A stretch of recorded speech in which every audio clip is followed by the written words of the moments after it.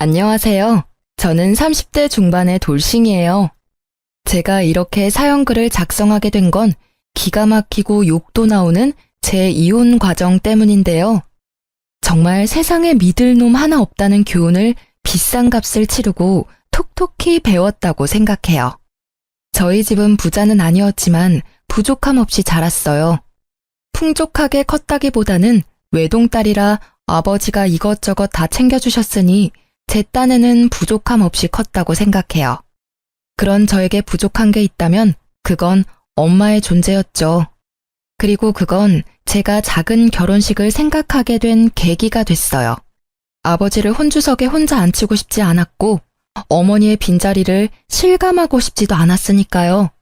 그런 제 생각에 동의를 해준 건 남편이 처음이었어요. 제가 남편과 만나게 된 이유는 대학 동기 때문이었어요. 친하게 지낸 적은 없었는데 자기 친오빠랑 잘 어울릴 것 같다며 만나보라고 하더라고요. 그때는 갑자기 연락해서 자기 가족을 소개해주는 것에 놀랐지만 별 생각 없었던 것 같아요. 그때 좀 더 주의를 기울였어야 하는 건데. 어쨌든 그렇게 동창의 소개로 그녀의 오빠를 만나게 됐고 우리가 같은 회사에서 일한다는 우연이 겹치며 저희 사이는 마치 운명 같은 것이 있다고 믿게 됐어요. 비밀리에 사내 커플이 되어 만나는 건 무척 재미있었어요. 그리고 그 사람은 저처럼 작은 결혼식이라는 것에 크게 공감해 주었고 자기도 원한다면 그런 작고 아기자기한 결혼식을 하고 싶다고 했죠. 그렇게 가까워진 저희는 결혼을 하게 됐어요. 가족들과 친구들만 불러서 소박하게 한 결혼. 시댁 식구들도 너무나 좋아해 줬어요. 우리는 축의금 같은 건 필요 없다. 이렇게 프라이빗하게 하니 너희한테 집중할 수 있어서 좋다. 그런 이야기를 시모가 했죠. 그 당시 제가 시댁에 받은 인상은 이런 푸근함과 이상할 정도로 허세와 허영이 있다는 점이었어요. 그리고 그런 점 때문인지 저와 친정아버지에게 손을 벌리는 일이 종종 있었어요. 적은 액수부터 시작해서 몇백씩 큰 액수까지. 그래도 신경 안 썼어요. 어차피 다 우리한테 돌아올 거라는 생각이었으니까요. 남편은 무척 잘해줬어요.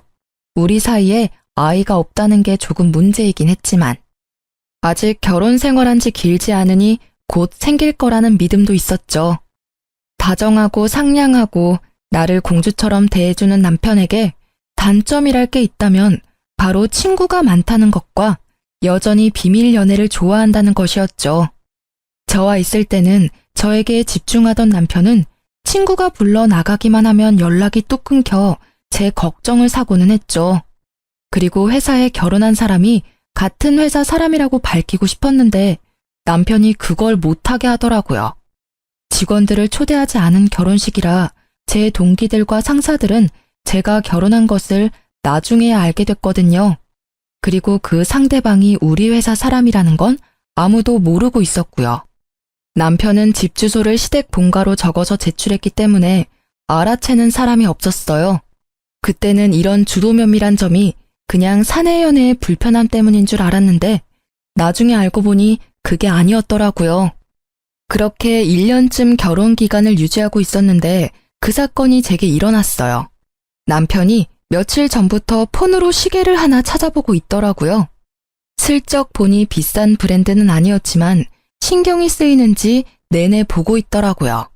사고 싶은 건가? 하는 생각으로 가만히 떠올리니 곧 결혼기념일이 다가오더라고요. 저는 남편이 원하는데 사지 못하는 것처럼 보여 제가 사주기로 마음먹었어요. 그래서 몰래 남편이 보던 시계의 모델명을 알아낸 뒤 저도 여러 SNS로 그 시계를 검색해봤어요.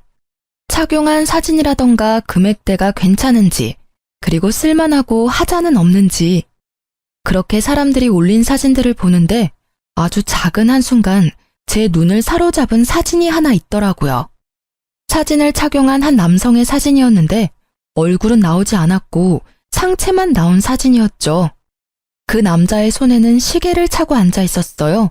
그런데 그 옷이 묘하게 익숙하더라고요. 넥타이나 정장의 조합이 눈에 익었어요. 그렇지만 중요한 건 따로 있었어요. 사진의 남성은 왼손에 시계를 차고 검지를 들어올린 포즈였는데 손가락에 있는 점이 남편과 똑같더라고요. 손가락 점은 흔한 것도 아니고 모양과 크기까지 비슷하니 저도 당황스러웠어요. 작은 점이었으면 찍히지 않았을 테지만 생각보다 큰 점이라 선명하게 찍혀 있더라고요. 저는 순간 당황해서 그 사진을 올린 게시자의 SNS를 타고 들어갔어요. 그런데 사진 아래 적힌 문구가 더 신경 쓰였어요. 사랑하는 사람, 내 사람. 이 게시자의 다른 사진을 뒤져봤지만 크게 건질 게 없더라고요. 사람이 나온 건 딱 그 사진뿐이었으니까요. 일단 그 사진을 캡처해서 몇 번이고 뜯어봤어요.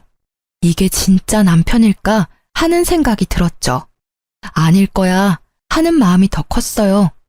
이 시계가 남편에게는 없어 남편은 가지고 싶어서 찾고 있는데 착용 컷이라니 아니겠지 하는 제 생각은 그날 저녁 여지없이 흔들렸어요.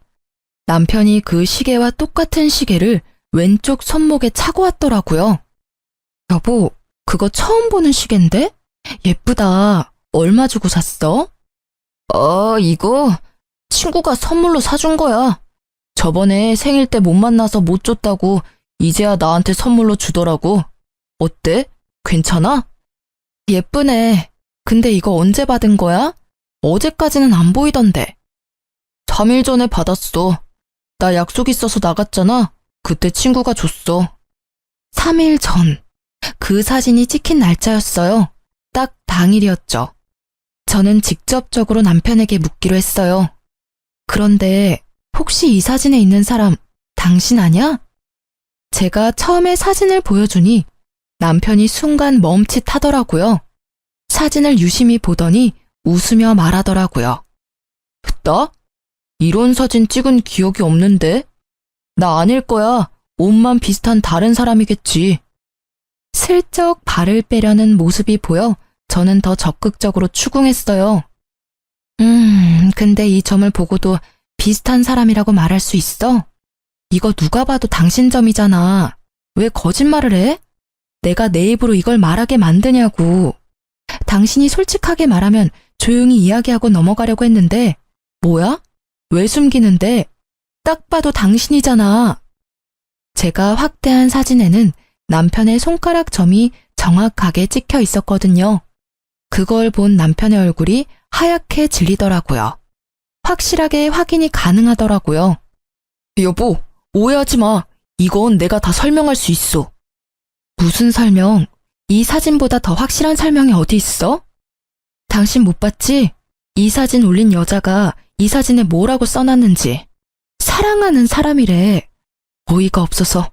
당신은 밖에서 뭘 하고 다니길래 이런 사진이 올라오는데 왜 내가 이 사진을 보도록 만드는 거야? 다 그 여자가 착각해서 버린 짓이야. 진짜로 하루만 만나달라고 했고 하루만 만났어. 시계는 선물로 준다길래 그거 하나 받았을 뿐이야. 당신 싫으면 이것도 갖다 버릴게. 그러면서 남편은 차고 있던 시계를 후다닥 던져버리더라고요. 난 다른 건 몰라도 바람은 절대 용서 못해. 결혼 전에도 말했잖아. 도대체 언제부터 바람을 핀 거야? 우리 결혼한 지 이제 1년밖에 안 됐어. 그런데 벌써 바람? 내가 계속 믿고 이 결혼을 유지해도 괜찮은 거야? 버럭거리는 제 소리에 남편은 그 자리에 무릎을 꿇고 손바닥을 싹싹 빌더라고요. 여보, 진짜 미안해. 상대방이 한 번만 만나달라면서 부탁하길래 한 번만 만나주면 포기한다길래 그랬어. 다 끊을게. 이 시계도 버려버릴 테니까 제발 용서해줘. 과장된 모습이 실소를 나오도록 만들었지만 정말로 나와 헤어지고 싶은 생각은 없구나 하는 생각이 들었어요. 이혼하기 싫으면 그 여자랑 관계 당장 끊어. 내가 보는 앞에서 헤어지자고 이야기하고. 남편은 후다닥 폰을 꺼내더니 문자를 작성하더라고요. 우리 그만하자. 앞으로 연락하지 마. 나한테는 와이프뿐이야. 그 문자를 보여주며 눈앞에서 보내더라고요. 그거 하나로 믿기는 힘들었죠. 그렇지만 남편은 제가 용서해준 그날부터 제게 엄청 잘해주기 시작했어요. 일찍 집에 들어오고 어디 놀러 가지도 않고요. 또 친구도 만나러 가지 않았죠. 가끔 혼자서 시댁에 다녀올 때도 있었는데 그럴 때는 시댁에서 연락을 줬어요. 그러니 다른 사람 만날 틈이 없었어요. 그쯤 되니 냉랭했던 제 마음도 조금은 풀렸어요. 남편은 매번 제가 좋아하는 선물들을 가져오며 제 눈치를 보더라고요. 그게 눈에 보이니 계속 화만 낼 수도 없었어요. 솔직히 찝찝한 생각은 마음속 어딘가에 있었지만 일단 넘어가기로 했어요. 남편에게 이혼 의사가 없고 한 번의 실수였다는 말을 믿기로 했거든요. 남편의 외도 사실을 알게 된 시모는 연락이 와서 남편 욕을 엄청 하고는 제게 이해하라며 남자들 한눈 파는 거 흔한 일이지만 돌아오는 게 그리 쉬운 일은 아니라고 했어요. 살다 보면 그런 일도 겪으면서 단단해진다나? 이때 저는 그저 시모가 제 편을 들어줬다는 사실에 마음을 최대한 풀려고 노력했던 것 같아요.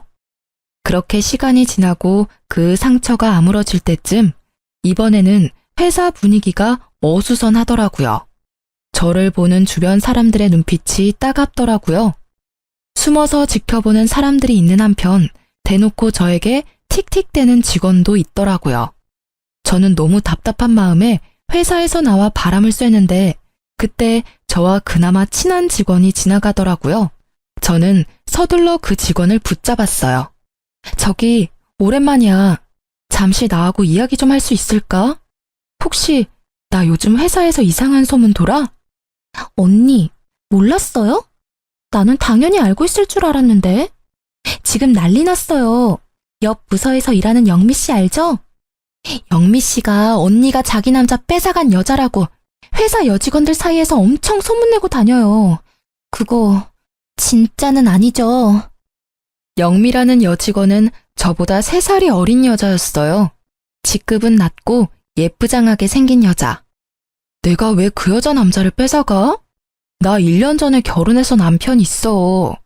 작은 결혼식이라서 직원들 초대는 못했지만 그래도 결혼식까지 하고 혼인신고까지 한 남편이 있는데 갑자기 무슨 남자? 착각한 거 아니야? 정말요? 그런데 그 영미 씨 말로는 자기는 몇 년을 사귀었다고 하던데 남편분이랑은 어떻게 만나신 거예요? 나 남편 여동생이 내 동창인데 소개시켜줬거든. 진짜 심각하게 착각하는 거 아니야? 언니가 설마 바람을 필 리는 없을 거고. 당연하지. 바람을 필 거면 이혼을 하고 당당하게 만나지. 뭘 숨어서 만나? 근데 진짜 왜 나를? 의아한 제 머릿속에 얼마 전에 시계 사건이 생각났어요. 남편이 바람을 폈다면 가능할 일일지도 모르죠. 그렇지만 남편은 그 여자와 아주 잠깐 만났다고 했는데 머릿속이 뒤죽박죽이었어요. 도대체 영미 씨는 왜 제가 자기 남자를 뺏어갔다고 하는 걸까요? 그 의문을 풀기 위해 저는 영미 씨를 직접 찾아갔어요. 제가 뭔가 알아야 답을 해줄 수 있을 테니까요. 그런데 그 여직원의 친구들이 저를 막더라고요. 마치 제가 그 여직원에게 화를 내러 온 것처럼 굴더라고요. 이 사람들의 머릿속에 제 이미지가 어떻게 정착되어 있는지 잘 알겠더라고요. 여기는 왜 오셨어요? 제 동기한테 화내러 오신 거면 저하고 이야기해요. 얘는 마음이 어려서 말도 제대로 못하니까요. 그래요. 솔직히 지금 저는 제 입장이 이해가 안 가요. 전 바람을 핀 적도 없고 남의 남자를 뺏은 적도 없어요. 동기분이 빼앗긴 남자가 누군지를 알려줘야 제가 맞다 아니다 말을 해줄 수 있잖아요.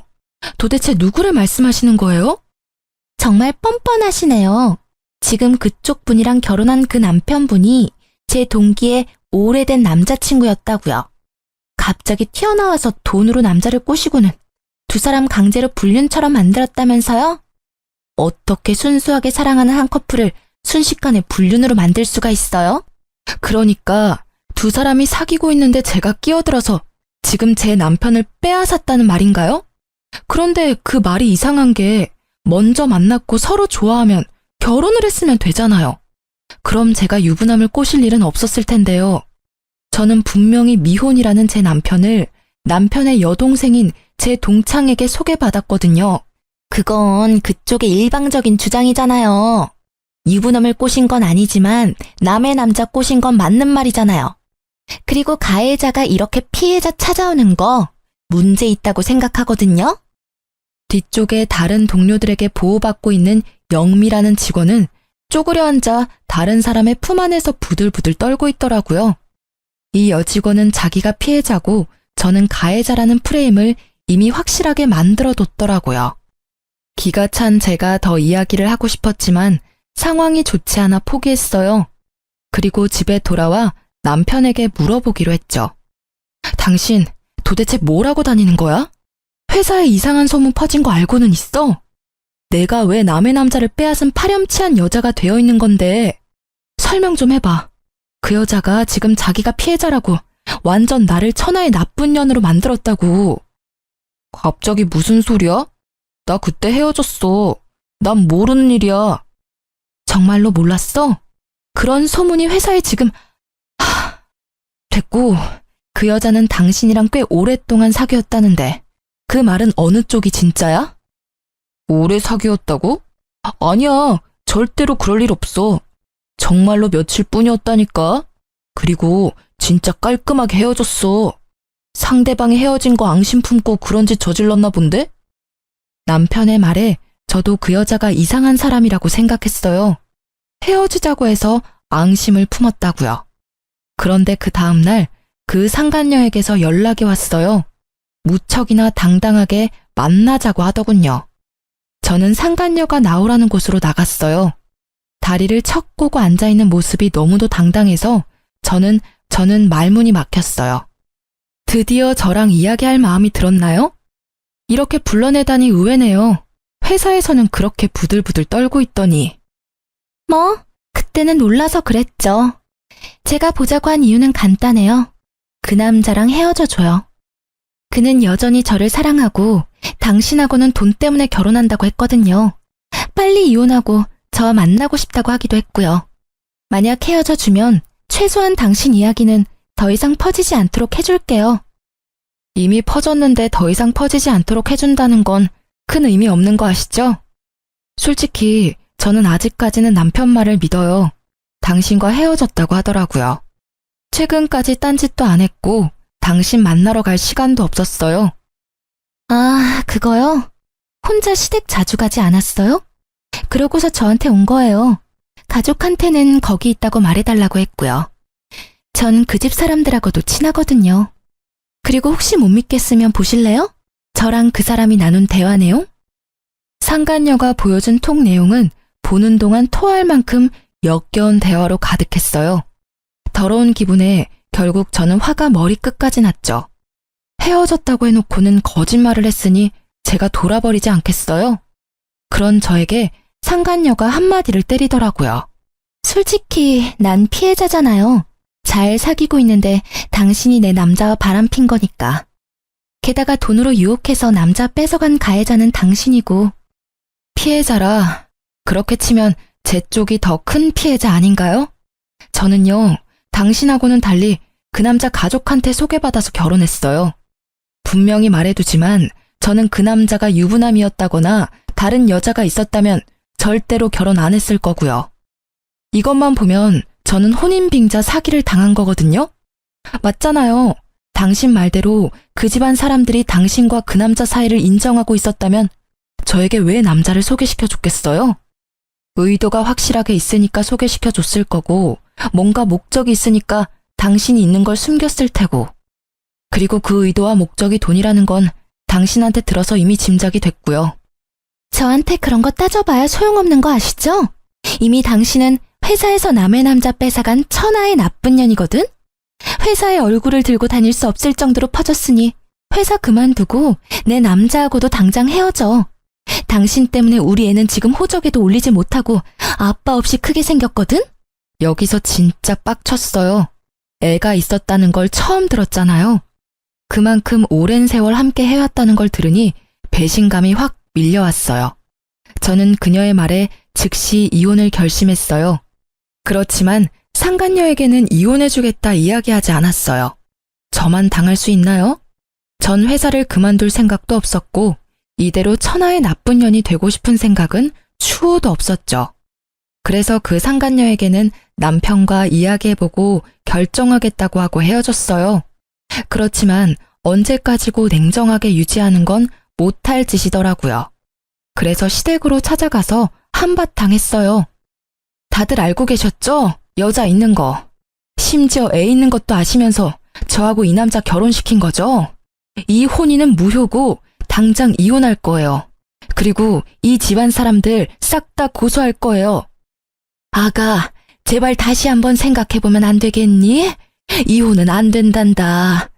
그 여자는 멀리 보내마. 절대로 네 눈앞에 띄게 하지 않을 거야. 두 사람을 억지로 갈라놓는 한이 있더라도 너희는 헤어지면 안 돼. 도대체 무슨 생각들을 하셨던 거예요? 여기 있는 사람들 전부 한통속이에요? 처음부터 나한테 의도적으로 접근한 거냐고요. 어쩐지 몇십만 원부터 몇백만 원까지 돈 빌려달라고 할 때부터 내가 알아봤어야 했는데 그 여자 한 말 중에 틀린 말이 없네요. 돈 때문이라더니 내가 미쳤지. 여보, 정말로 이혼은 안 돼. 그 여자랑 진짜 깨끗하게 헤어질게. 그리고 애도 어차피 호적에 안 올렸으니까 난 깔끔하잖아. 그러니까 제발. 깔끔 같은 정신 나간 소리를 하는 남편을 보며 저는 버럭할 수밖에 없었어요. 당신한테 제일 짜증나. 당신 헤어졌다고 해놓고 오늘 아침에 그 여자한테 보낸 톡에도 사랑한다고 적어보냈더라. 그리고 시댁에 간다고 한 날 빠짐없이 그 여자 집에 갔었다며? 그런 주제에 뭐? 이혼은 안 돼? 네가 안 된다고 하니까 더 하고 싶네. 그리고 헤어진다고? 저번에도 헤어진다고 해놓고 못 헤어졌으면서 이번이라고 그게 가능하겠어? 더 꽁꽁 숨겨놓고 찾아다니겠지. 한 번 속지 두 번은 안 속아. 결국 저는 저를 붙잡는 망할 놈의 집안 사람들을 다 뿌리치고 얼른 짐 싸서 친정으로 돌아오게 됐어요. 친정으로 돌아온 저는 진짜 미쳐버릴 것 같았어요. 머릿속에는 배신당했다는 생각으로 가득했고 비참함과 상처 입은 자존심 때문에 온통 복수하고 싶은 생각뿐이었어요. 두년 놈들과 그 가족들에게까지요. 정말 수치스러움으로 회사를 가는 것조차 힘들었지만 제가 나가지 않으면 정말 패배자가 될 것 같아서 이악 물고 출근했어요.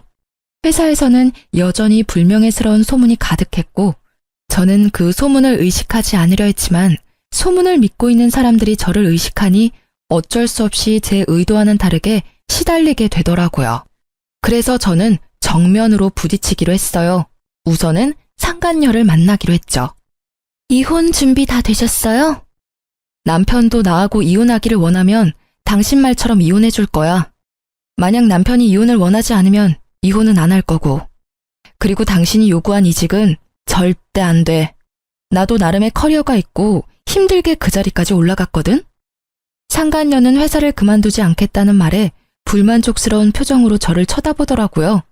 게다가 이혼을 해주겠다고 했음에도 못 믿는 것 같은 표정으로 나를 쳐다봤어요. 그래서 말했죠. 의심하는 것 같네? 내가 전화해서 직접 물어볼게. 그럼 됐지? 저는 스피커폰을 켠 채 남편에게 전화를 걸었어요. 상간녀는 몰랐을 거예요. 이 남자가 저와 헤어지고 싶지 않은 이유를요. 그 사람이 이 여자를 만나서 놀고 먹고 하는데 필요한 돈은 우리 친정아버지 주머니에서 나온 돈이었거든요. 만약 지금 당장 이혼하면 남편 놈은 파산할 것이고 그 집안 사람들조차 당장 아버지에게 빌린 돈을 갚아야 했어요. 남편 놈은 그걸 알기에 저와 이혼을 절대 하지 않겠다고 버티고 있었던 거였죠. 저는 의기양양했어요. 그리고 남편이 전화를 받았죠. 이혼 준비는 잘하고 있어? 이혼 서류 작성할 거야. 여보, 제발 다시 생각해봐. 우리 이렇게 헤어지는 거 아니잖아. 응? 난 정말 당신한테 헌신을 다했다고 생각해. 물론 잠시 그 여자 꿰매 넘어가서 내가 미친 짓을 했지만 이제는 정말 반성했고 더 이상 만나지 않을 사람이야. 그러니까 부탁이야. 그런데 그러기엔 너무 멀리까지 오지 않았어? 그 여자 사이에 애까지 있다면서. 듣지 않았으면 정말 당신이랑 그 여자 사이가 아주 잠깐뿐이었던 걸로 오해할 뻔했어. 일부러 당신이 그렇게 말한 거 아니야? 정말로 그런 거 아니야. 그 여자애는 진짜 내가 모르는 애야. 나 호적 깔끔하다니까. 그 여자가 물귀신 작전 쓰는 거야. 나 말고 다른 남자 애일지는 누가 알겠어? 그렇게 남자 꼬시기 좋아하는 여잔데. 발 빼는 남편의 목소리에 기가 찼는지 상간녀가 제 폰에다 대고 크게 소리를 질렀어요. 야, 너 말 다 했어? 미친놈이, 네가 감히 우리 애를 들먹여? 친자 검사라도 해볼래? 그래서 강제로 친부되도록 만들어줄까? 너 헤어진다면서. 이 여자랑 헤어지고 나랑 만나겠다면서. 근데 왜 매달려? 내가 회사에 소문 안 냈으면 절대로 헤어질 일 없었겠네. 너 왜 거기 있어? 야, 설마 네가 와이프한테 그딴 이야기 꺼냈어? 회사에 소문은 왜 내고 난리야? 좋게 좋게 해결하려고 했는데 너 때문에 다 망했잖아. 6년을 너랑 만났어. 네가 이 여자랑 결혼하겠다고 했을 때도 잠깐 만났다가 헤어지겠다는 네 말까지 믿었어. 그런데 이제 와서 다른 소리를 해? 너 때문에 내가 미혼모가 됐는데. 내가 그래서 조용히 있으라고 했지. 왜 들쑤셔가지고 이렇게 일을 복잡하게 만들었냐고. 6년 참은 김에 좀 더 참지 그랬어. 사람이 왜 이렇게 생각이 없어? 내가 만나주는 것만으로도 다행으로 생각해야 하는 주제에. 뭐? 생각이 없는 건 너겠지. 난 내 자식 아빠 없는 애로 만들기 싫으니까. 당장 이 여자랑 헤어지고 나랑 혼인신고해서 애 호적에 올려. 만약 안 하면 당신이 무슨 짓 했는지 회사에 다 떠벌릴 테니까. 둘이서 참 흥미롭게 싸우고 있더라고요. 저와 이혼하기를 거부하는 남편과 제가 이혼하기를 바라는 상간녀의 싸움이요. 듣고 있자니 남편은 계속 저를 속이려 했고 상간녀는 남편의 뜻인 것처럼 저와 이혼하기를 바랬더라고요. 상간녀가 이야기하지 않았으면 저는 계속 이런 사실도 모른 채 남편과 거짓으로 가득 찬 행복을 누리고 살았겠죠. 언젠가 터질 폭탄을 안고 말이에요. 두 사람의 대화를 듣던 저는 두 사람의 싸움을 끊었어요. 싸움 다 했어? 이렇게 들으니 속이 다 시원하네. 조만간 이혼 서류 갈 테니까 도장이나 찍어줘. 그리고 이혼하면 소송은 물론 상간녀 위자료 소송까지 같이 할 거니까 돈은 두 사람이 잘 마련해놔요. 상간녀 소송? 당신이 무슨 권리로 상간녀 소송이래? 충분히 가능하지. 적어도 나는 저 남자랑 법적으로 부부거든. 당신이라는 여자가 있다는 걸 몰랐고 그 남자 가족들에게 속아서 결혼한 것이기도 하고 회사에서는 나쁜 소문 퍼뜨리는 것도 명예훼손으로 소송 가능하니까 그것도 잘 대비하고 있으라고. 근데 저 남자나 가족들한테 상간녀 소송비 내달라고 하기는 힘들 거야. 이혼하면 우리 아버지한테 빌린 돈부터 갚아야 하거든. 저쪽 집안에서 많이 빌려갔으니까 그거 갚으면 돈이 안 남을지도 모르지. 저는 친절하게 그렇게 이야기해주고 혼이 나간 얼굴에 상간녀를 놔두고 나왔어요. 그리고 다음날 직장에서 대놓고 그 상간녀에게 찾아갔어요. 이번에도 그녀의 동기들이 그녀 앞을 막고 있더라고요. 그냥 들으세요. 저는 이혼 서류 이미 보냈고 이혼하자고 했어요. 그러니까 그 남자 가져가세요. 상대방이 뭐라 하든 이혼할 생각이고 그 집안 사람들 다 혼인빙자 사기로 고소할 거니까. 그렇게 알고 계세요. 정말 이혼할 건가요? 네, 남이 씹던 껌 씹는 기분이 얼마나 더러운데요. 그러니까 다시 돌려드린다고요. 지금이라도 두 사람이 몇 년간 사귀었고 그 사이에 애까지 있었으며 저와 결혼 기간 중에 그 여자와 지속적으로 관계를 맺었다는 걸 알게 돼서 정말 다행이라고 생각해요. 다 그쪽 덕분이죠. 말을 뭐 그딴 식으로 해요? 당신이 남의 남자 뺏어놓고 이렇게 당당하게 구는 거 웃기지도 않아요? 계속 제가 뺏었다고 이야기하는데 전 저희 신우한테 소개받았어요. 당연히 미혼의 솔로라고 소개받았죠. 그렇게 반년 넘게 사귀고 결혼해서 1년을 더 지냈죠. 상식적으로 예전부터 연인 사이라도 남자가 혼인신고까지 해서 유부남이 됐으면 관계를 끊어야 정상 아닌가요? 아니면 결혼 전이나 직후에 저한테 말하러 왔으면 저도 이런 식으로 1년을 허비하지는 않았겠죠.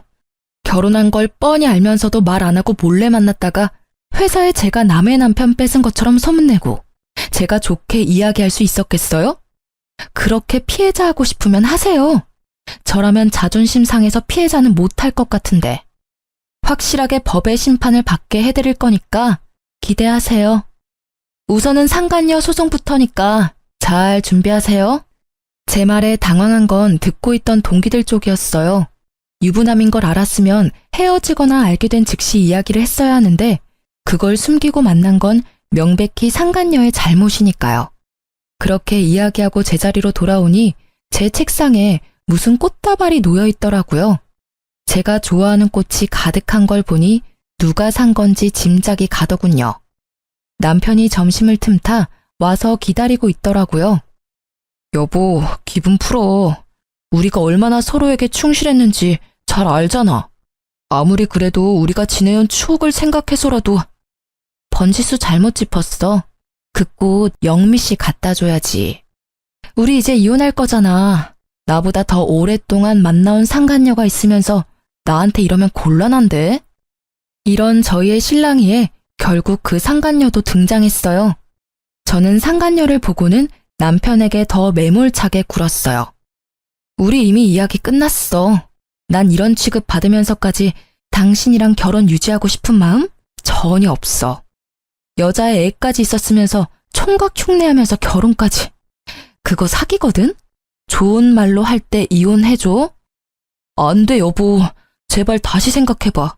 진짜 헤어지지만 않으면 내가 뭐든 다 할게. 미안한데 그런 얘기는 회사에 나를 남의 남자 뺏은 년이라고 거짓 소문이나 흘린 상간녀한테나 해. 여보, 그 여자랑은 이미 헤어졌다고 했잖아. 나 진짜 깨끗해. 아무 사이도 아니라고. 다 저 여자가 오바해서 이런 액션 취하는 거야. 결국 버티다 못한 상간녀가 벌겋게 된 채 분노를 삼키고 있더라고요. 대놓고 아무 사이 아니라는 말을 들었으니 이제는 제가 강제로 자기 남자를 빼앗았다는 말을 퍼뜨릴 수 없겠죠. 진짜 꼴보기 싫은 남편의 등장이었지만 한편으로는 아주 좋은 타이밍이었다고 생각해요. 너무 통쾌했어요. 내가 뺏은 게 아니라 상간녀가 불륜을 저질렀으며 결국에는 버려졌다는 사실을 모두가 알게 돼서요. 저는 남편에게 꽃다발을 집어던지며 말했어요. 이혼 확정이니까 이제 와서 이딴 눈에 뻔히 보이는 짓 하지 마. 그리고 결혼 기간 동안 우리 아버지한테 빌려간 돈 다 갚아. 당신 부모가 빌린 돈도 당신이 빌린 만큼은 되거든? 그것도 갚아. 그치만 우리 가족이잖아. 가족끼리 돈 빌린 건 빌린 거라고 보기에는 좀. 나랑 당신 사이면 그냥 넘어갈 수도 있겠지. 근데 당신 돈 받을 때 계좌에 넣어준 사람이 누군지 잊었어? 우리 아버지거든? 그리고 아버지가 항상 빌려주면서 천천히 갚으라는 문자 보냈지? 그건 갚아야 할 돈이라는 거지. 빌려준 사람이 갚기를 원하는데 왜 안 갚아? 돈 떼먹을 생각이면 그것까지 소송할까?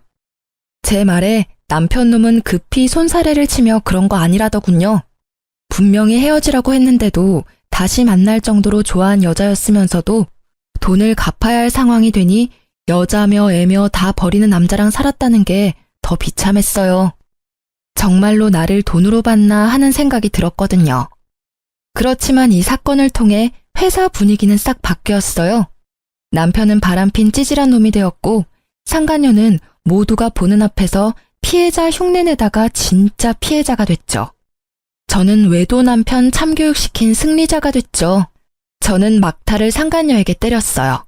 그때 상간녀의 얼굴을 잊을 수가 없어요. 이보세요, 영미 씨. 이 남자랑 헤어져 줄 테니까 둘이서 잘 사세요. 당신 말대로 이 남자가 돈 보고 결혼한 것 같으니까 재결합 걱정 같은 건 하지 마시고요. 그냥 이 사람이랑 이 사람 부모님이 빌려간 돈이나 잘 갚으라고 하세요. 저랑 헤어지면 알콩달콩 잘 살 거라니 다행이네요. 빚도 두 사람이 벌면 빨리 갚지 않겠어요? 제 말에 남편은 아차 싶은 얼굴이더라고요. 공개적으로 상간녀를 무시하거나 저격하지 않았다면 상간녀는 아마 돈줄이 되어줄 수도 있었겠죠. 그런데 이미 상간녀는 자존심이며 평판이며 다 무너진 상태고 남편은 건널 수 없는 강을 건넌 상황이 됐으니 결국 그 뒤로 회사에 퍼진 소문은 상간녀를 피해자가 아닌 상간녀로 만들어버렸고 저에게 회사를 그만두라던 상간녀가 회사를 그만두게 됐죠. 다 자기가 뿌린 대로 거둔 법이에요. 그러기에 온 동네 소문은 왜 내고 다녔을까요? 이후에 이혼 소송은 이보다 더 힘들었어요. 남편은 절대로 이혼 안 해주겠다며 난리를 쳤고 남편 가족들도 저를 설득시키려 했죠. 저는 상간녀가 있는 데다가 애까지 있는 걸 가족들이 알았음에도 저를 소개시키고 결혼을 시켰으니 모든 것이 시댁과 남편의 책임이 있다고 이야기했어요. 결국 이혼 소송은 저에게 유리하게 진행됐죠. 전 남편은 결국 이혼 후 가지고 있던 집을 팔아 친정아버지에게 돈을 갚았어요. 물론 시부모가 빌린 돈까지 싹 다 갚았어요. 왜냐면 시부모가 빌린 돈도 남편이 자기 계좌에서 받았거든요. 시부모는 끝까지 모른 채 하고 대학 동기였던 신우는 내가 벼르고 있다는 말을 전해 들었는지 한국에 들어올 생각도 없는 것 같더라고요. 그래서 SNS에 경고글을 남겼더니 아예 SNS를 삭제했더라고요. 나중에 연락이 오기를 자신은 오빠가 해달라는 대로 해줬을 뿐이라며 결백을 주장하더라고요. 근데 알고 보니까 전 남편이 소개해주면 명품 가방을 사준다고 해서 그랬다더라고요. 가족이 이래서 가족인가 봐요. 똑같은 족속들이거든요. 전 남편은 빌린 돈에 위자료까지 지급해야 해서 남은 돈이 없었던 것 같더라고요. 그런데 이후에 웃긴 일이 있었죠. 이런 일이 있었음에도 착실하게 돈 모을 생각은 하지 않고 이번에는 또 다른 여자를 찾아 다니더라고요. 결국 이번에도 돈 많은 여자 잡아서 편하게 살려고 하는 걸 보니 아직 정신 못 차리나 싶었죠. 저는 아직도 전 남편과 함께 일하는 이 상황이 너무 싫었어요. 그렇지만 곧 자기 무덤 자기가 열심히 팠더라고요. 이혼 후 몇 달 되지 않아 한 여자가 회사 앞에서 고래고래 고함을 지르고 있더라고요. 이 사기꾼 같은 놈, 어떻게 할 거야? 내 돈 내놔. 결혼식에 필요하다며 가져간 돈 다 내놓으라고. 잠깐만, 여기서 이러지 말고. 뭘 이러지 마? 너 총각이라며. 그런데 애 딸린 돌싱? 그런 주제에 매번 나한테 돈까지 받아갔다 이거지? 나 애 없어. 호적에 애 있는 거 봤어? 그리고 결혼은 한 번 했지만 그건 실수였다고.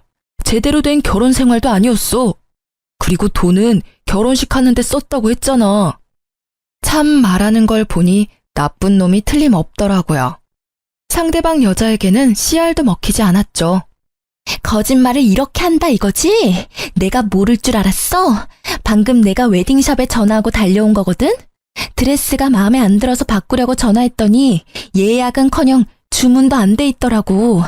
그리고 예식장이랑 주얼리샵에도 전혀 주문받은 기록 자체가 없다는 게 말이 돼? 뭘 예약을 했는데? 너 사기꾼이지? 당장 돈 내놔 이 나쁜 놈아. 이야기를 들어보니 이 여자도 참 딱하더라고요. 우리 회사에 지금 전 남편이 곧 그만둔다는 사직서를 내둔 상태였거든요. 그것도 결혼식 전주까지 일한다고 말이죠. 누가 봐도 결혼식 전에 튀려는 생각이었던 거죠. 누가 결혼 전에 회사를 나가요? 뿌린 만큼 거두고 나가려고 하지. 딱 보니 약혼녀 돈 갖다 쓰고는 도망치려고 한 거죠. 언니, 저분도 참 대단하시네요. 재벌은 난 못 준다더니. 여전히 여자한테 돈 뜯어먹으려고. 근데 이번 건은 좀 위험한 거 아니에요? 딱 봐도 튀려고 한 것 같던데. 진짜 직전에 걸렸으니. 제 밑에서 일하는 후배의 말에 재미있게 구경하던 저도 대답했어요. 그러게나 말이다. 애 딸린 건 어떻게 알았을까 모르겠네. 호적에 안 남는다며 자기는 깨끗하다던데. 여자의 한이 얼마나 무서운지 얕본 거지. 그때 상간녀가 가만히 있었겠어? 분명히 이번에도 그 여자가 이야기했을걸? 그러지 않고서는 애 있는 거 모를 텐데. 두 사람 완전히 갈라졌다고 이야기 들었거든. 정말요? 진짜 무서운 사람들이네요. 근데 저분 별명 새로 얻은 건 알고 계세요? 무슨 별명? 카사노바라고. 그렇게 회사에 소문이 자자한데도 여직원들 꼬시려고 했다잖아요. 정말 뻔뻔하네. 얼굴은 어떻게 들고 다니나 몰라. 이번 일로 별명이 바뀔지도 모르겠네요. 이번에는 더 흉악한 단어로 바뀔지도? 아무리 봐도 사기니까, 제비? 아니면 사기꾼이 되지 않을까요? 결국 여자가 전 남편을 데리고 어디론가 가더라고요. 알고 보니까 경찰서까지 가서 그 뒤로 조사차 여러 번 다녀오더라고요. 그리고 얼마 뒤 사직서를 냈던 전 남편이 사직서를 회수하고 싶다며 여기서 계속 일을 하고 싶다고 했대요.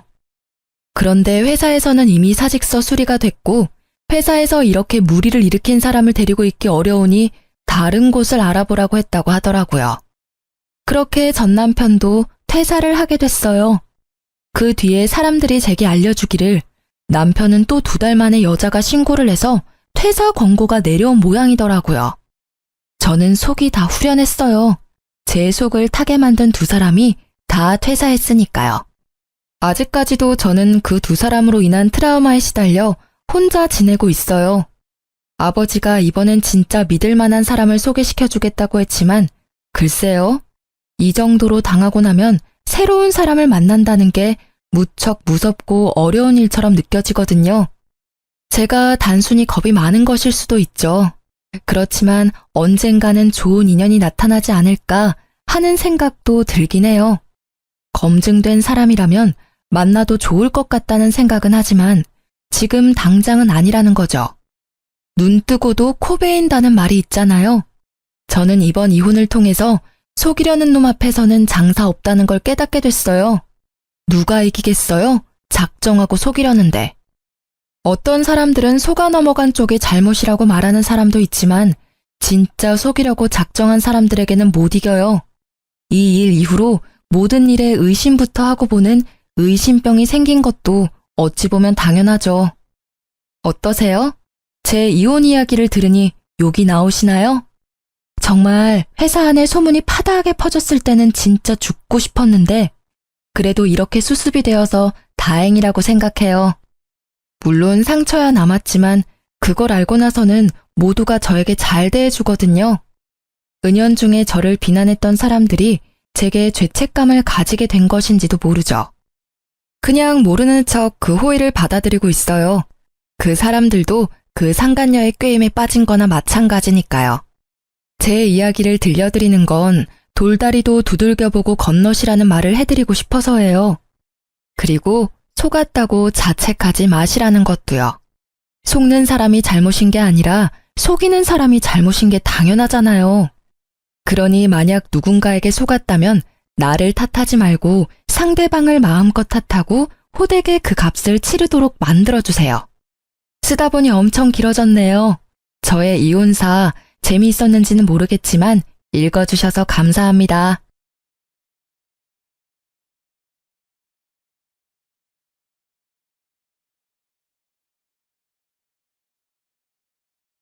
안녕하세요. 저는 결혼 앞두고 허술한 속임에 넘어갈 뻔했다가 파혼을 한 예비 신부입니다. 저는 이번에 결혼이란 문턱 가까이까지 가서 인생이란 걸 좀 더 깊게 배웠어요. 사람이 돈에 대해 악랄하고 추잡해지면 어디까지 밑바닥을 보일 수 있는지를 알게 되었거든요. 살면서 이런 건 드라마나 기사에서만 일어나는 남일이라고 생각했는데 제가 사랑했던 남자가 최악의 인간 중 하나였다는 사실을 직면했을 때 인생에 대한 회의감이 크게 들었습니다. 모든 사람들이 이럴 거라 믿는 건 아니지만 사람을 판단하는 잣대가 높아지는 바람에 앞으로 제가 좋은 사람마저 경계하다가 놓쳐버리게 될까 좀 걱정이긴 합니다. 누구나 조심하며 대인을 만날 필요가 있지만 조심한다고 옳게 보는 눈마저 가려버린다면 그건 그거대로 제 손해가 아니겠습니까? 제 경험을 사연으로 올리면서 좀 더 객관적으로 제 문제를 바라보고자 찾아오게 되었습니다. 부디 이 글을 끝마칠 때쯤엔 제 분별력이 한층 더 성장할 수 있길 바라면서 적어보도록 할게요.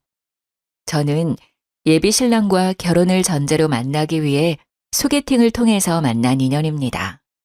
저희는 서로에게 크게 마음이 있어서 만남을 시작했다기보단 각자 생각하는 개념이 비슷해서 자연스레 관계가 이어졌던 것 같아요. 저도 자산 관리에 진심인 편이지만 예비 신랑 쪽도 돈에 대해서 철저한 개념을 갖고 있었거든요.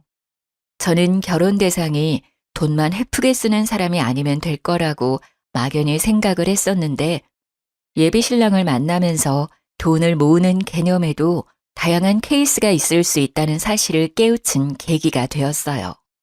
저와 예비 신랑은 7개월 정도 연애하면서 서로를 알아갔고 1년 남짓한 시점에서 결혼을 약속했습니다. 저도 예비 신랑도 남녀 관계의 로망은 딱히 갖지 않는 현실적인 사람들이라 우선적인 기준이 사랑이어야 하는 결혼은 아니었습니다. 서로 미래를 바라보는 가치관이 맞는 듯하여 결혼을 마음먹은 게 더 컸다고 보시면 되세요. 저는 사람을 주기적으로 1년 정도 만났다면 그래도 서로에 대해 알 만큼 알았다고 생각을 했습니다. 하지만 역시 30년을 넘게 제가 모르는 환경에서 모르게 자라온 상대방을 다 알기엔 1년이란 시간은 턱없이 부족했다는 걸 알았어요. 당시에 제가 지금보다 어렸으니 생각도 그만큼 어렵기에 일어난 실수였습니다. 우리가 본격적으로 결혼의 결심을 먹었을 때부턴 서로 조금 더 이성적으로 굴었습니다. 저는 비전 없는 사랑에만 치우쳐서 앞날을 그리는 것보다 이렇게 현실적이고 계산적이게 결혼을 하면 더 잘 살 수 있을 거라 생각했습니다. 결혼은 사랑이 아니라 현실이라 했고 서로에 대한 마음은 겨우 6개월밖에 못 간다고 결국 남은 인생은 그저 길을 같이 걸어갈 동료인 거라고 생각했거든요. 그렇게 먼 길을 저 나름대로 잘 내다보고 신랑감을 골랐다고 자부했어요. 그런데도 한 번씩 예비 신랑이 실속만 챙기는 모습을 볼 때면 좀 서운하기도 하더라고요. 자기 14살 어린 남동생 있다고 했지? 혹시 걔 대학 가면 우리가 돈 대줘야 되는 거야? 결혼하면 개인 돈이 없는 거나 마찬가지인데 그때 돼서 우리한테 애라도 생기면? 결혼하면 개인 돈이 왜 없어? 우리 공동생활비 통장 만들기로 했잖아. 그 밖에 경제권은 각자 관리하는 거 아니었어? 당연히 내 동생 등록금은 내가 알아서 해결해야지. 엄마 아빠가 언제까지 자식들 뒷바라지를 해야 되냐? 지금은 이렇게 알아서 한다고 확신하지만 그때 돼서 사정이 달라지면 나한테 손 벌릴 수도 있다는 거잖아. 개인적으로 돈을 쓰다 보면 부부 공동자금에 손대는 일이 생길지도 모르니까 확실하게 하자는 거지. 각서라도 쓰는 게 어때? 불안하면 쓰던가. 근데 그럴 리 없으니까 자기나 회식 좀 줄여. 사람 좋아하면 첫 번째로 제일 많이 잃는 게 돈인 거 몰라? 인맥도 자산이라는 거 아는데 결혼하면 나가는 돈 많아질 테니까 적당히 관리 좀 해. 예비 신랑이 제 본가에 대해서 질문을 할 때면 저도 모르게 퉁명스럽게 답을 해버리더라고요.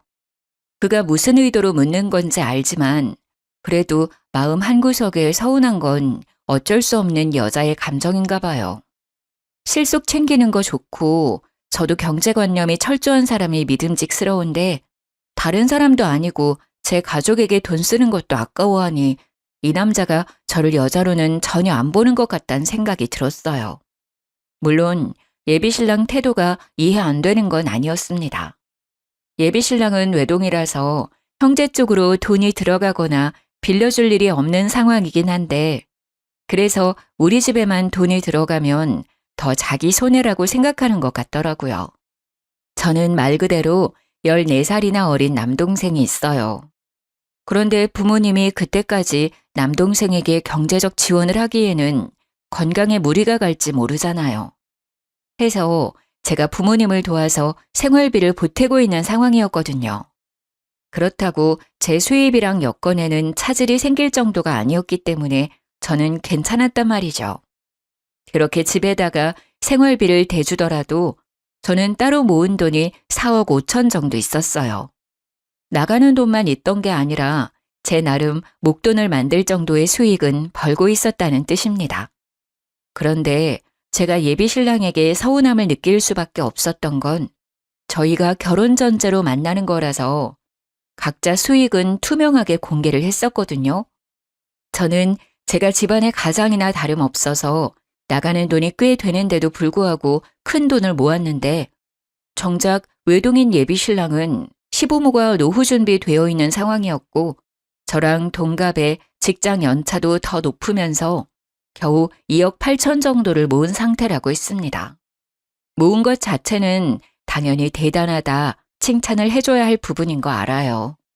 요즘처럼 물가 높은 마당에 주식이나 투자도 안 하고서 2억 넘게 모으기가 어디 쉽나요? 근데 이렇게 저는 예비신랑 여건을 이해해 주려 노력하는데 예비신랑은 유독 제 가족에게 나가는 돈을 벌써부터 우리 부부 돈이라 생각하면서 아까워하니까 저도 서운하다는 겁니다. 물론 예비 신랑이 자기 입으로 직접 내 돈 나가는 게 아깝다고 말을 한 건 아니지만 그런 느낌이 어디 말로만 표출해야 눈에 보이는 건 아니잖아요. 제가 하는 고민은 예비 신랑한테서 약간 내가 하면 괜찮고 남이 하면 안 되는 내로남불의 태도가 보인다는 게 불편했다는 거예요. 저는 나가는 돈이 많아도 정말 알뜰하게 관리하는 편이었는데 예비 신랑은 수익이 좋은 사람이라 할지라도 그만큼 모이는 돈이 적었어요. 예비 신랑이란 사람은 정말 다 좋은데 사람 만나는 걸 좀 즐기는 편이거든요. 예비 신랑이 제 가족에게 돈 들어가는 걸 한마디씩 시비 걸 때면 저도 예비 신랑의 인맥에 대해서 한 번씩 태클을 걸어줬어요. 근데 그것도 한두 번이지 제 성격상 남일에 크게 간섭하지 않아서 인맥까지는 자기 역량에 맞게 알아서 하라고 내버려 두는 편이 더 많았습니다. 제가 목돈에 연연하는 건 아니에요. 돈을 모은다는 것이 쌓이는 결과도 중요하겠지만 저는 개인적으로 돈을 모으는 상대방의 마인드를 책임감과 연관지어서 보거든요. 저랑 예비 신랑 둘 다 비전 있는 회사를 다니고 있는 중이었기 때문에 돈이야 착실하게 모으면 금방 쌓이는 것이니 액수가 큰 문제라고 보지 않았어요. 정말 다 좋은데 사람 만나는 곳에선 돈을 아끼지 않는 예비 신랑의 마인드가 우리 관계에 대해선 책임감이 없는 것 같아서 그게 좀 신경 쓰였던 겁니다. 결혼 전제로 만나는 거니 어떻게 보면 남들보다 우리 가족이 예비 신랑한테 더 중요하고 신경 써야 되는 인맥 아닌가요? 정작 예비 처가한테는 말만 가족이라고 하지 가족이라는 이유만으로 쉽게 돈을 발할 수 있으니 더 확실하게 선을 만들어야 한다고 했는데 그 발언이 한 번씩 저를 화나게 했어요. 처가댁은 노후 대비 어떻게 할 거야? 두 분 다 집에서 쉬고 계신다면서. 나중에 뭐 우리한테 손 벌리거나 얹혀 살겠다는 둥 그런 건 아니겠지? 뭐? 말을 해도 꼭 그렇게 서운하게 해야 돼? 내가 죽지 않는 이상 생활비를 계속 보내줄 거라서 우리한테 손 벌릴 일은 없는데 자기 말하는 게 좀 그렇다. 우리 엄마 아빠가 어려우면 내 도움 좀 받을 수 있는 거 아니야? 내가 어머님 아버님 형편 어려워졌다는데 내 할 바 아니라고 하면 괜찮겠니? 아니 그런 뜻이 아니잖아. 아무래도 우리 집은 나 빼면 엄마 아빠 이렇게 둘뿐인데 자기 집은 자기 빼고 세 식구잖아. 게다가 자기 동생은 아직도 학교 다니고 있고 당연히 장인 장모님이 노후 준비가 안 되어 있으면 가세가 기울어질 가능성이 우리 집보단 크잖아. 이 정도는 가족으로서 걱정할 수 있는 거야. 제가 굳이 말할 필요가 없어서 제 부모님 형편에 대해 얘기는 안 했는데 저희 쪽은 부모님이 번화가에 건물 하나를 사들여서 병원 시설에 임대를 해주고 있기 때문에 따로 세를 받고 있는 상황이었습니다. 제가 부모님께 생활비로 챙겨드리는 건 자식으로서 부모님에게 해드리고 싶은 효심이었고 도리라고 생각해서 용돈으로 보내는 거였어요. 예비 신랑한테 별말 안 했던 건 집에 빚이 있지 않은 이상 부모님 형편은 굳이 말할 필요 없다고 생각했기 때문이죠. 그리고 말해봤자 제가 부모님의 도움을 받고 결혼할 것도 아니라서 부모님의 재력은 제 결혼과 연관이 없다고 판단했었어요. 그런데 예비 신랑이 계속 저희 부모님이 백수라서 하도 불안해하는 것 같으니 언젠가는 밝혀질 거 그냥 우리 부모님 건물주라고 상황 설명을 해줬습니다. 그러니까 엄마 아빠가 우리한테 손 벌릴 일은 없어. 사실 내 동생도 부모님이 등록금 대줄 수 있는데 내가 학교 다닐 때는 형편이 어려워서 부모님이 고생 많이 하셨거든. 그래서 동생 등록금만큼은 내가 해결해 주려고 하는 거야. 건물주? 와, 그렇게 중요한 사실을 왜 말 안 했어? 자기 진짜 대단한 집 딸이었구나? 어떻게 그런 대단한 집에 살면서 티를 안 낼 수가 있지? 나 같으면 건물주 부모님 뒀다고 자랑 엄청 했을 것 같은데. 자기야, 이런 건 겸손이 아니야. 자랑할 건 자랑하면서 결혼 상대가 나를 깔보지 못하게 코를 납작하게 만들어야 된다고. 그날 예비 신랑이 활짝 웃는 걸 처음 봤다고 해도 과언이 아니었죠. 예비 신랑은 그날 하루 종일 저희 부모님 얘기를 하면서 제가 자라온 과정을 궁금해했어요. 저녁 먹으면서 묻는 대로 다 답을 해줬더니 자기가 부잣집 사위라도 된 것 마냥 들떠서는 장인어른 장모님 하면서 보고 싶다고 난리를 치더군요. 그 때문에 저희 관계는 더 돈독해졌습니다.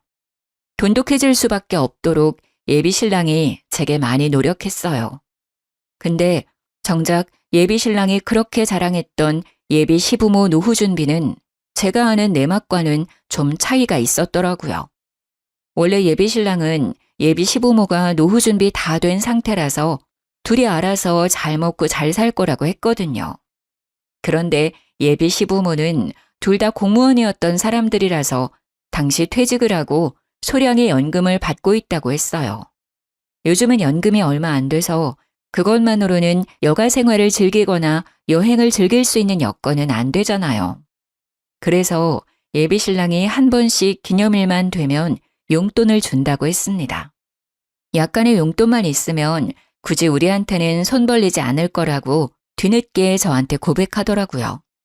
저는 예비 신랑이 예비 시부모 노후에 대해 엄청 대단한 자산이라도 있는 것처럼 얘기를 하길래 아예 예비 시부모에게 터치 안 해도 되는 줄 알았습니다.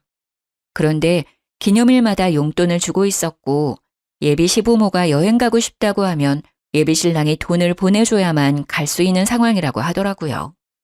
그 말은 지금 우리가 결혼하면 어머님 아버님한테 계속 돈을 줘야 한다는 거네? 그거 자기가 알아서 해결하는 거지? 우리 각자 가족한테는 새 가족 생겼다는 이유로 확실히 선 긋기로 했잖아. 자기 선에서 알아서 하는 건 내가 딱히 간섭 안 할게. 그건 그런데 그래도 이건 상황이 좀 다르지 않나? 우리 부모님이 많은 돈을 바라는 것도 아닐 거고 또 처가 쪽은 부자잖아. 이러면 한쪽이 무조건 치우치게 되는데 자기 입장에서도 좀 그럴걸? 친정은 잘 먹고 잘 사는데 시댁은 손가락 빨고 있다고 생각해봐. 쪽팔리지 않겠어? 자기 웃긴다. 우리 부모님이 백수인 줄 알 때는 기를 쓰고 손에 안 보려고 하더니 까고 보니까 자기 쪽 형편이 안 좋아서 손을 벌리시겠다? 다 형편에 맞게 사는 거지 그런 게 쪽팔릴 문제야? 자기는 우리 부모님 백수라고 했을 때 쪽팔렸나 봐? 아니, 내가 어떻게 처가를 그렇게 생각하겠어. 알았어, 미안해. 내가 좀 팍팍했다는 거 인정할게. 솔직히 우리 집 그렇게 넉넉하지 않은 거 맞아. 그래서 손해보는 거 더 무서워했던 거야.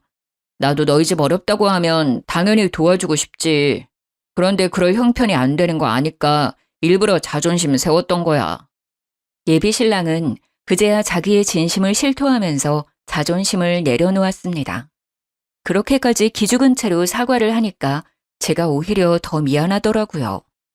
사실 이렇게까지 예비 신랑 기를 죽이고 고개 숙이게 만들 생각은 없었거든요. 예비 신랑의 이기적인 태도 때문에 순간 저까지 남을 짓누르며 머리 꼭대기에 서려고 했던 것 같아 반성을 하게 되었습니다. 그게 저희 사이의 고비였다면 고비라고 할 수 있었겠네요. 저희는 서로 경제관 차이에 대해 좀 더 진솔한 이야기를 한 뒤에야 결혼 날짜를 잡을 수 있었습니다. 그때만 해도 예비 신랑의 마지막 자존심까지 꺾어봤기 때문에 더 이상 예비 신랑과는 갈등이 없을 줄 알았어요. 예비 신랑이 돈 문제로 저한테 꼬리를 내렸으니 계산적인 행동을 심하게 하지 않을 거고 저희 가족에게 제 개인적인 돈이 들어가더라도 더는 아까워하지 않겠구나 확신을 했죠. 오히려 그렇게 예비 신랑의 밑바닥까지 속 시원하게 터놓으니까 사실 제 마음은 편했습니다. 그래서 결혼을 문제없이 진행하려고 했던 거예요. 예비 시댁에 인사를 하러 가려고 날짜를 잡은 뒤 저 나름 신경 써서 한우 세트를 준비했어요. 예비 신랑이랑 의논 안 하고 준비했던 거라 예비 신랑이 무척 좋아하더라고요. 긴장하는 제게 보나마나 자기 부모님이 저를 100점짜리 며느리라고 생각할 거라면서 들떠 있었습니다. 그게 예비 신랑이 제게 주는 위안이라고 생각했는데 예비 시부모는 진짜로 저를 보자마자 안아주면서 보고 싶었다고 살갑게 대해주셨어요.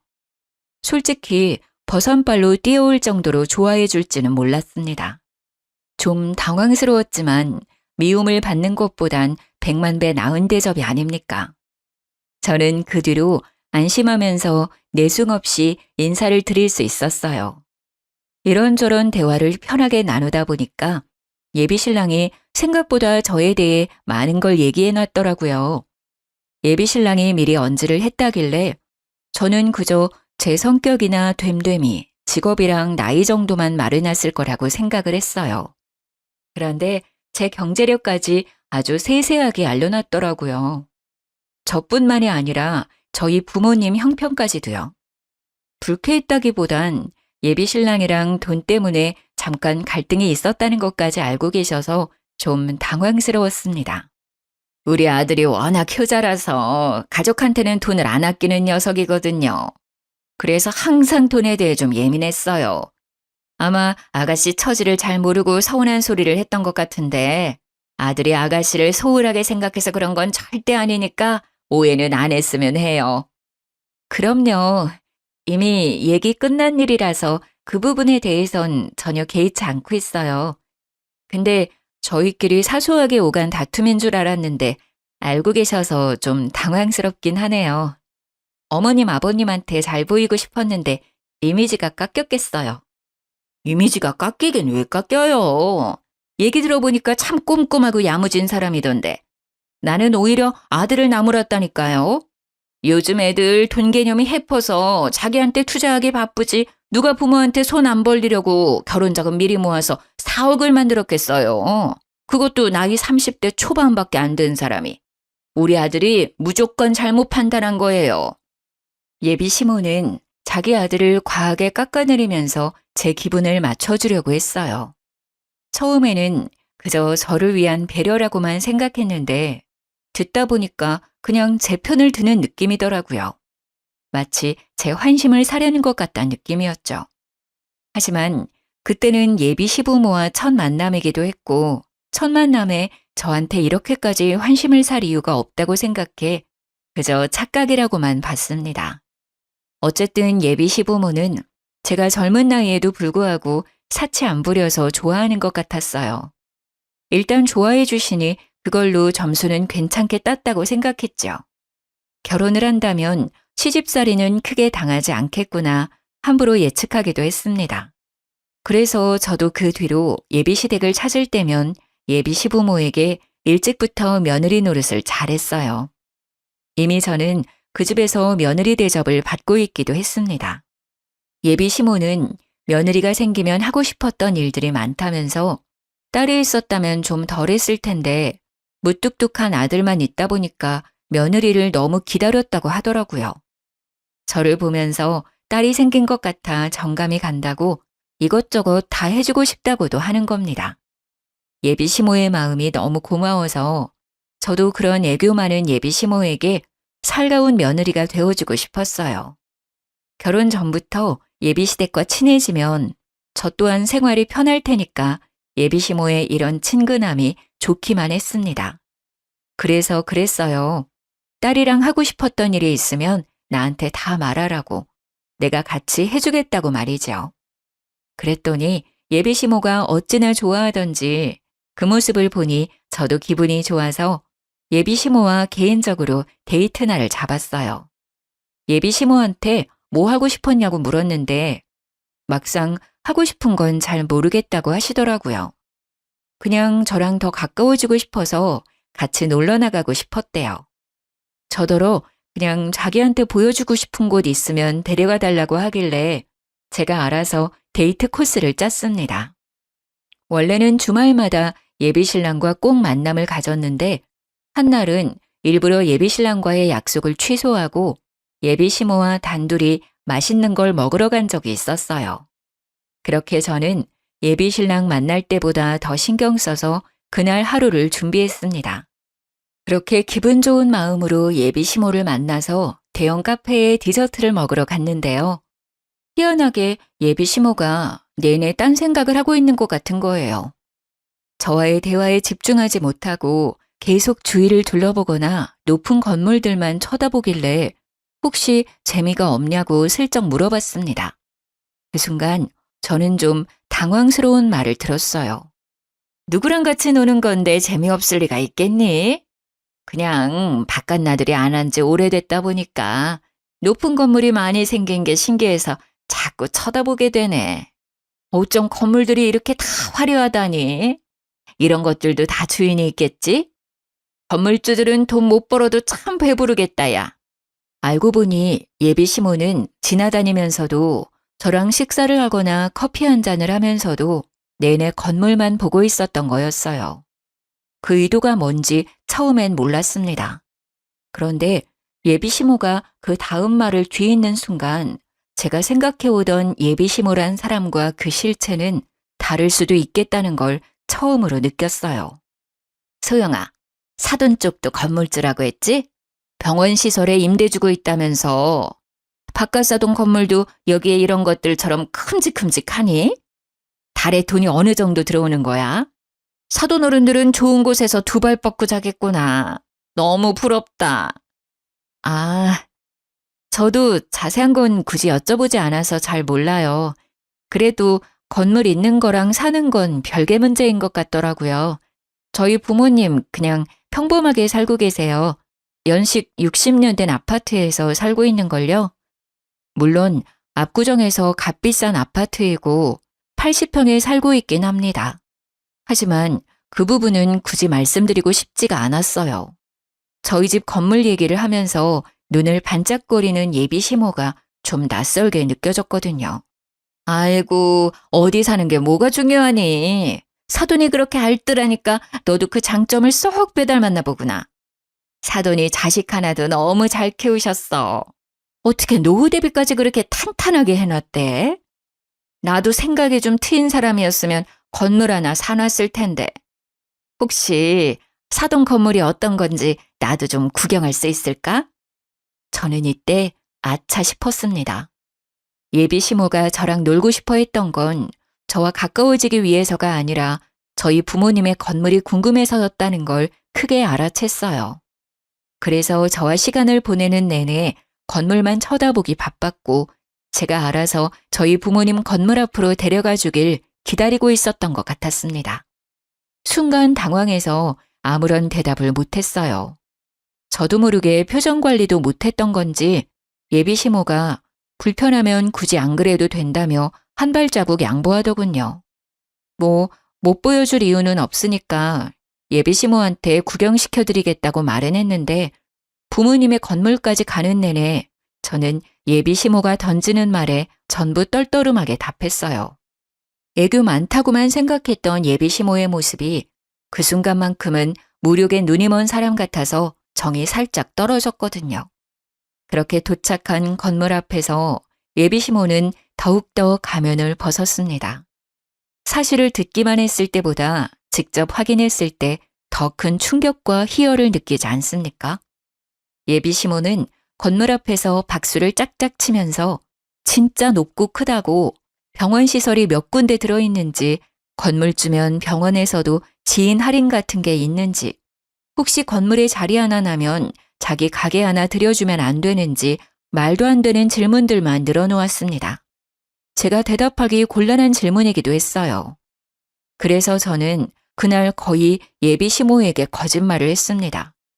병원 건물이라서 개인적인 장사는 안 되고 건물주는 병원 관계자의 직계가족이 아니기 때문에 할인 같은 거 없다고. 그냥 건물을 갖고만 있는 거고 월세만 받는 거라 아무런 혜택이 없다고 말입니다. 물론 몇 개 대답은 얼추 사실이기도 해요. 건물주한테 병원 할인이 왜 들어가겠어요? 설령 된다고 하더라도 직계가족이 아닌 생판 남이 무슨 권리로 할인을 요구하나요? 어쩌면 건물에 자리 하나쯤은 아빠가 선의를 베풀어 한 자리 내어줄 수는 있겠죠. 하지만 공짜는 안 되죠. 저희 부모님도 건물에서 나오는 새로 먹고 사시는 분들인데요. 예비 시모가 바라는 건 지금 남이 차려놓은 밥상에 숟가락 하나 올리겠다는 심산인 거잖아요. 저 그런 사람들 싫어하거든요. 저희 부모님도 노력 없이 바라기만 하는 사람 혐오하고요. 그런데 그 싫은 짓을 예비 시모가 그날따라 주야장천 해대더라는 겁니다. 예비 시모가 묻는 것마다 제가 부정적인 대답을 늘어놓았더니 곧 실망하는 기색을 보이더라고요. 이것도 안 된다 저것도 안 된다 하니까 자기 기대에 못 미쳤는지 한숨을 푹 쉬는 겁니다. 저는 그것도 웃기더라고요. 이 건물이 본인 재산이길 했나요? 아님 누가 재력을 누리게 해주겠다 약속이라도 했나요? 아니죠. 그저 그쪽 아들과 결혼을 하겠다는 건데요. 당최 예비 시모가 실망할 게 뭐 있는지 이해가 안 갔습니다. 그날 예비 시모를 집 앞까지 데려다 주고 집에 와서 생각을 많이 했어요. 과연 제가 건물주 딸이 아니었다고 한다면 예비 시모가 제게 애정을 주었을까요? 돈 때문에 저를 며느리로서 좋아해 주는 것 같아서 그게 마음에 걸렸습니다. 그렇다고 예비 시모가 제게 큰 피해를 준 건 아니라서 예비 신랑한테 확신 있게 따질 수는 없었어요. 대신 저는 그날 처음으로 예비 신랑과의 결혼을 고민했었습니다. 겨우 돈 욕심 때문에 결혼을 포기하려고 하는 거냐고 묻는다면 네, 맞습니다. 맞다고 해야 할 것 같네요. 저희 부모님이 돈에 예민하기도 하고 공짜 좋아하는 사람들을 한심하고 게으르다고 믿고 있기 때문에 그 밑에서 자란 저 또한 그런 사람들을 위험하다고 보고 있거든요. 왠지 살다 보면 돈 때문에 예비 시댁과 부딪힐 것 같은 날이 꼭 올 거란 확신이 계속 들었어요. 예비 신랑과도 돈 때문에 약간의 갈등이 있었잖아요. 제가 건물주 딸이라는 걸 알고 나서는 예비 신랑도 저를 환대했고 배포도 넓어졌고요. 묘하게 예비 신랑 모습이 예비 시모와 닮아 있는 것 같다는 생각도 계속 들었어요. 아니나 다를까 제가 계속 고민하던 문제는 얼마 안가 확인할 수 있었는데요. 주말에 예비 신랑이랑 같이 차를 타고 펜션을 놀러 가고 있었는데요. 잠시 쉴 겸 휴게소에 들렀어요. 예비 신랑이 급하게 화장실을 다녀오느라 차에 휴대폰을 놓고 갔었죠. 그 타이밍에 휴대폰으로 예비 시모한테 전화가 오더라고요. 받을까 말까 하다가 2번 연속 전화가 오길래 한번 받아봤더니 예비 시모 하는 말이 아주 기가 막혔습니다. 아들아, 큰일 났다. 네 아빠가 돈을 준비 못했어. 일단 소영이 살살 구슬려서 소영이 돈으로 결혼하고 나중에 갚겠다고 머리 좀 굴려보면 안 되겠니? 건물주 딸인데 그 정도는 껌이잖아. 처음엔 이게 무슨 말인가 싶었습니다. 예비 신랑이랑 저는 각자 모은 돈을 반반씩 합쳐서 결혼 자금으로 될 예정이었던지라 서로 양가 부모님께 손 벌릴 일은 없었어요. 그래서 예비 시부가 무슨 돈을 왜 준비하고 있었는지 이해 못했고 또 그게 왜 우리 결혼이랑 연관이 되는지도 몰랐어요. 엄청 급박해 보이는 예비 시모 태도 때문에 저도 모르게 아무 말도 못하고 제 정체를 숨긴 채 내용을 더 엿들었습니다. 제가 아무 말도 안 하니까 수화기 안에서 예비 시모가 예비 신랑 이름을 몇 번 부르더니 혼자 뭐가 그렇게 불안한지 입을 가만두질 못하더라고요. 이 멍청한 인간이 글쎄 2억에다 빚까지 내서 웬 공유 오피스텔 하나를 매매해버렸지 뭐니. 친구가 같이 하자 해서 투자했다는데 벌써 석 달이나 됐다더라. 근데 그게 또 망조라서 벌써 적자래. 나더러 겨우 있는 8천까지 달라고 하더라니까. 그러니까 예비 시모가 하는 말은 이랬어요. 예비 신랑이 모았다는 돈 2억 8천은 사실 없는 돈인데다가 예비 시부모가 어떻게든 마련해 놓았던 상황이었던 겁니다. 그런데 그 돈을 예비 시부가 몰래 빼돌려서 더 불리고자 친구 사업에 투자를 해버렸고 이혼 얘기가 오갈 정도로 싸웠지만 결국 8천만 원까지 예비 시부한테 빼앗긴 상태라고 했어요. 애초에 예비 신랑은 그런 돈을 모은 적 없는 사람이었고 결혼을 위해서 예비 시부모가 대출을 받아 급하게 만들어 놓은 거였어요. 아들 뒤치다꺼리를 부모 둘이서 나름대로 해결해 놓은 거죠. 그 모든 게 건물주 딸인 저를 붙잡기 위한 계획이었다는 것이 저를 더 열받게 했어요. 소영이가 모은 돈이 4억 5천은 된다고 했지? 결혼식은 최대한 소규모로 하고 그 돈으로 혼수랑 예물까지 하는 식으로 잘 좀 해결해봐라. 절대 남자라고 더해가는 그런 거 없다는 것도 똑부러지게 말해놓고 최대한 잘해서 불쌍하게 보여봐. 혹시 공짜로 결혼하게 될 수도 있지 않겠니? 남자 나이 30 초반과 여자 나이 30 초반은 확연히 다른 거라는 예비 시모 말이 저를 더 비참하게 만들었습니다. 예비 신랑 나이에 그런 직업이면 더 젊고 건강한 아가씨를 만날 수 있는 조건인데 저는 나이도 있고 출산 준비까지 하면 이미 노산으로 시작할 테니까 남자 쪽에서 손해를 먹고 들어간다고 하더군요. 그러니 늙은 여자 데려가 주는 것만으로도 내 입장에선 고맙게 생각해야 된다고 했고, 제가 결혼 자금을 더 대는 게 어쩌면 당연한 거라는 이상한 논리를 주장하고 있었어요. 기가 차지 않습니까?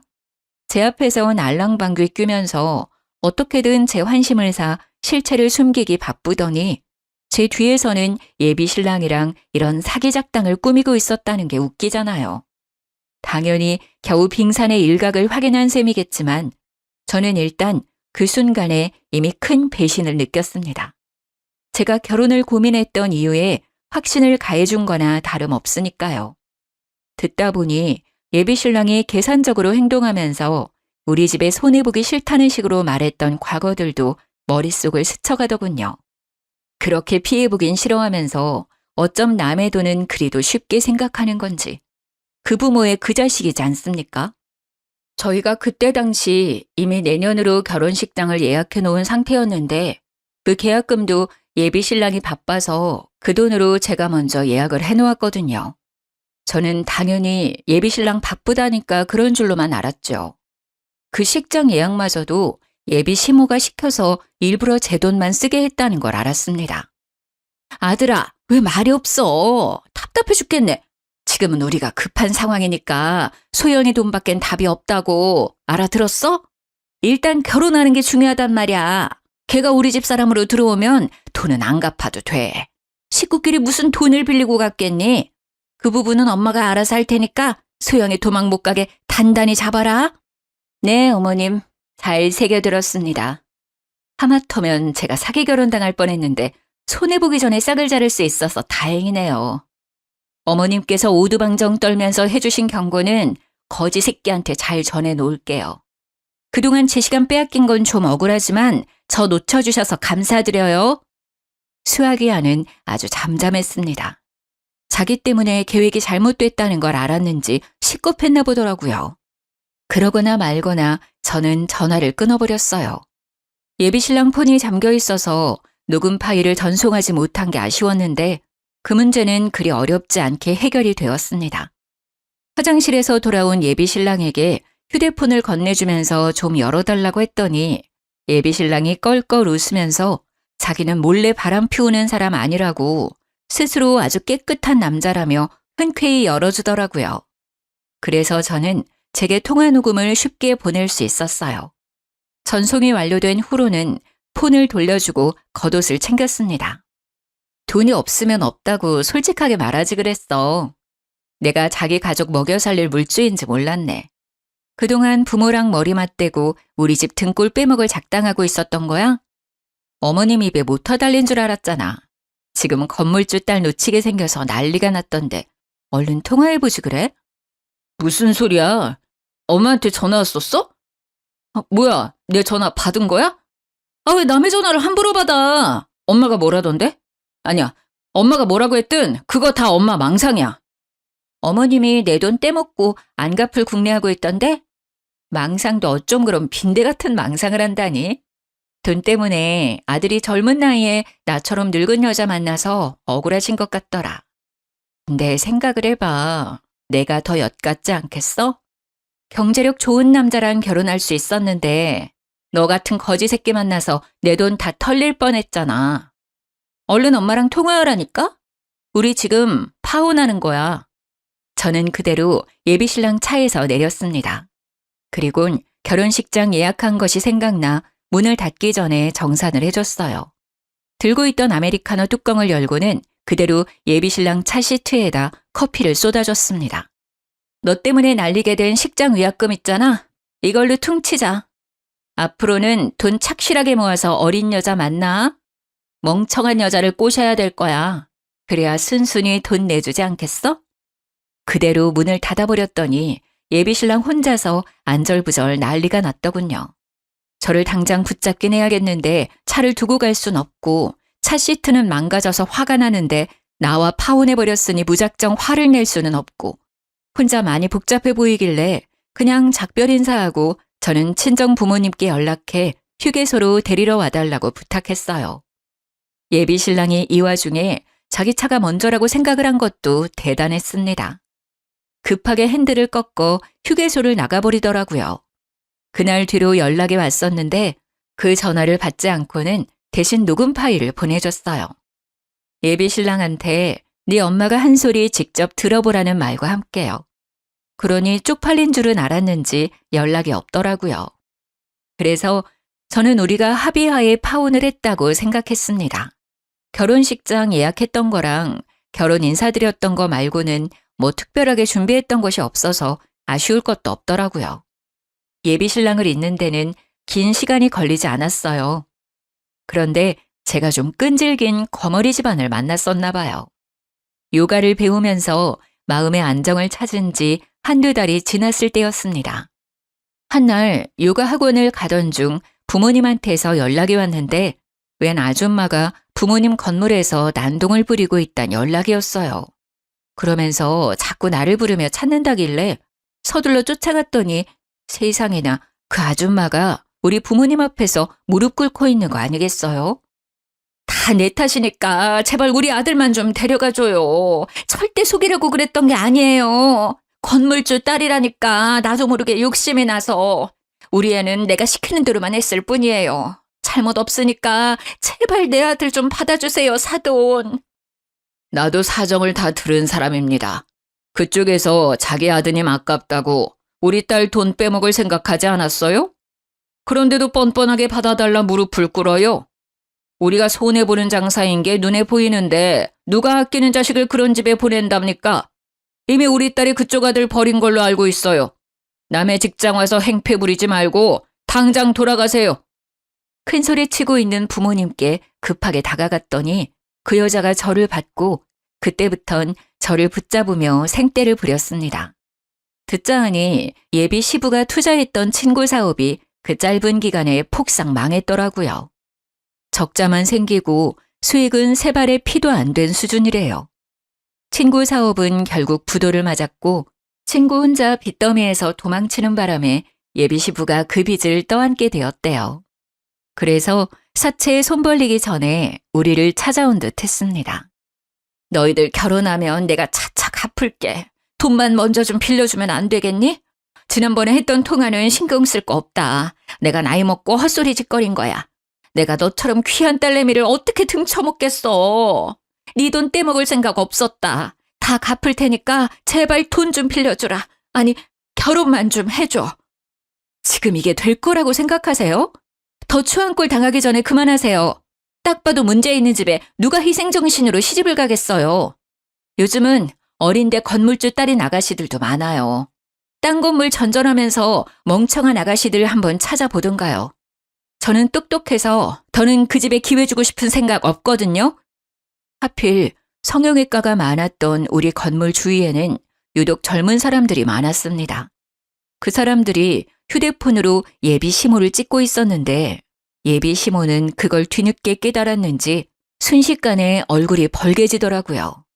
그럼에도 불구하고 돈이 정말 급하긴 했는지 계속 물고 늘어졌습니다. 아드님 직장 좋으시잖아요. 대출 몇 개 땡겨 받으세요. 결혼시켜서 차차 갚을 생각 마시고 은행이랑 부지런히 얘기를 해봐요. 혹시 알아요? 은행원 아가씨 중에서 건물주 딸이 있을지? 이러고 있을 시간 없어요. 부지런히 발품 팔아야 거지 아들 장가 보낼 텐데요. 그만하고 가지 않으면 경찰 불러서 영업 방해죄로 신고할 거라고 했더니 아줌마는 아예 퍼질러 앉으면서 자기 팔자를 한탄하게 시작했습니다. 얼굴 팔리든지 말든지 포기를 해버렸나 봐요. 저는 할 수 없이 예비 신랑한테 문자를 넣었고 사진을 찍어서 당장 데려가라고 했어요. 1시간 내로 안 오면 경찰에 끌려나가는 수모를 겪게 할 거라고 했습니다. 그랬더니 예비 신랑이 불같이 달려와서 자기 엄마 끌고 사라졌어요. 그게 예비 신랑과의 마지막이었습니다. 그 뒤로는 우연이라도 마주친 적이 없어요. 부모님은 그 사람들 얘기만 나오면 저더러 참 냄새 오래가는 똥 밟았다고 고개를 내젓습니다. 그러고는 결혼 안 해도 상관없으니까 저런 똥은 다신 묻혀오지 말라고 혀를 끌끌 차기도 했어요. 부모님 말씀이 맞아요. 그들은 제게 겨우 똥처럼 더러운 존재였을 뿐입니다. 사랑이란 감정이 조금 부족하더라도 실리가 맞으면 부부가 되어 잘 살 수 있을 거라고 생각했는데 이번 기회를 통해서 제 판단이 오만했다는 걸 깨달았어요. 추구하는 가치가 비슷한 것도 중요하지만 사람 됨됨이가 가장 중요하다는 것을 왜 몰랐는지 모르겠네요. 앞으로 결혼 대상뿐만 아니라 사람을 사귈 때도 인품을 유의해서 볼 수 있는 사람이 되도록 노력해야겠습니다. 제 사연 어떠셨나요? 결혼하기 전에 악연을 끊어낼 수 있어 나름 현명했지 않나요? 좀 더 지혜롭게 해결할 수 있는 방법이 있다면 인생 선배분들이 알려주셨으면 좋겠어요. 너절한 이야기였는데 끝까지 들어주신 분들 너무 감사드립니다. 늘 좋은 일만 가득하셔요.